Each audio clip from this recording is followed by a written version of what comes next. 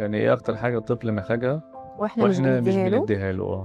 محتاج قوي كواليتي تايم في اليوم، يبقى وقت ليه هو بس من غير ما يعمل اي حاجه. يعني دايما بقول لاي ام واي اب، اكتر حاجه الطفل محتاجها هي كواليتي تايم، ان الاهل يقعدوا معاه على الاقل 10 دقايق بس في اليوم. يعني اظبط الالارم بتاعك من 9 ل 10 للساعه 9، اقعد معاه الوقت ده، ما تعملش فيه اي حاجه خالص. قول له انت عايز تعمل ايه في الوقت ده. انا بس زي ما بقول له اي حد، جرب الموضوع ده مع اولادك في اي سن، شوف هيفرق ازاي في سلوكهم معاك اصلا بشكل عام. حلو جدا. هيفرق، يعني مش قادره اقول لك 180 ضربه. هيخلي العلاقه بينك وبينه مش بس اوامر وخلاص، هيحس ان هو ايه ده، انا قد ايه انا مهم. انت بتسيب شغلك وبتسيب الحاجات اللي وراك وبتقعد معايا تديني من وقتك، دي رساله غير مباشره ليه. الاطفال بقى الصغيرين محتاجين الوقت، اللعب الحر، جاردن كده زي المكان اللي احنا فيه ده، سيبه يلعب يجري يتنطط من غير ما تقول له بس سيب دي، حط دي، ما تحركش دي من مكانها، ما ينفعش تعمل كده.